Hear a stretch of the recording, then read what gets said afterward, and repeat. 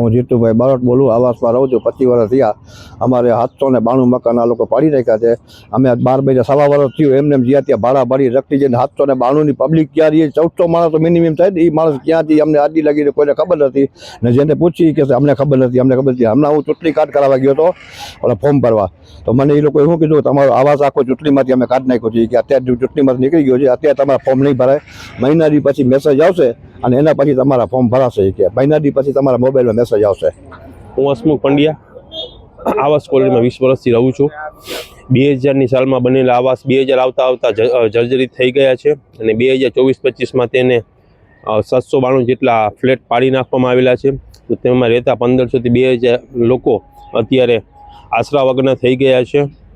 તો તંત્રને મારે ખાસ વિનંતી કે આ 792 મકાન પાછા ઊભા કરી આપે અને નવા આવાસ બનાવી અને સોંપી આપે. અને બીજો મુખ્ય મુદ્દો એ છે કે અત્યારે SIRની કામગીરી ચાલુ છે ચૂંટણી પંચ દ્વારા, તો તેમાં પણ અહીંયા કોઈ આવેલું નથી BLO કે કોઈ પણ અમારી સર્વે કરવા માટે. તો 1500-2000ના પહેલાં તો આશરા છીનવાઈ ગયા અને હવે તે લોકોના આધાર પણ છીનવાઈ ગયા છે. તો અમારે ક્યાં જવું અને કોની પાસે ન્યાયની આશા માંગ કરીએ તેવી હું તંત્ર પાસે વિનંતી કરું છું કે 1500થી 2000 માણસોને ન્યાય આપે, તેના ચૂંટણી કાર્ડમાં તેના નામ ચડાવી આપે અને તેને તેના પોતાના મકાન પાછા આપે. કેમ કે ઓલરેડી તેની પાસે 5થી 6000નું દર મહિને માસિક ભાડું વધી ગયું છે અને મકાન પડી ગયા એને 1.5 વર્ષ જેટલો સમય થઈ ગયો છે.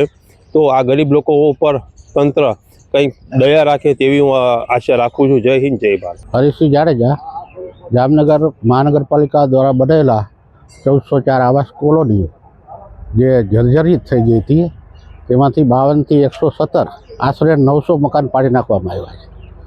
આ 1 વર્ષ પહેલાં કામગીરી થઈ ગઈ, પાડી નાખવામાં આવ્યા છે. પણ હજી ત્યાં નવું પુનર્વસન થયું નથી, નવા બાંધવાના હતા, હજી બાંધવામાં આવ્યા નથી. તો સરકારને વિનંતી છે તાત્કાલિક આ લોકોને વ્યવસ્થા કરે, પુનર્વસનની વ્યવસ્થા કરે અથવા ભાડાની વ્યવસ્થા કરે. નકર આ લોકો અત્યારે 1 વર્ષ પહેલાં આપણે સરકારે પાડી નાખ્યા, તો અત્યારે શું કામ પાડવા? 1 વર્ષ પહેલાં પાડી નાખવાની શું જરૂર હતી?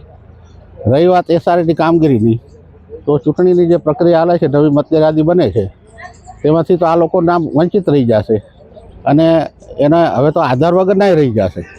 તો આ પરિસ્થિતિને અનુલક્ષીને સરકાર તાત્કાલિક કોઈ નિર્ણય લે અને નવું આયા આવાસ બનાવવામાં આવે એવી અમારી વિનંતી છે.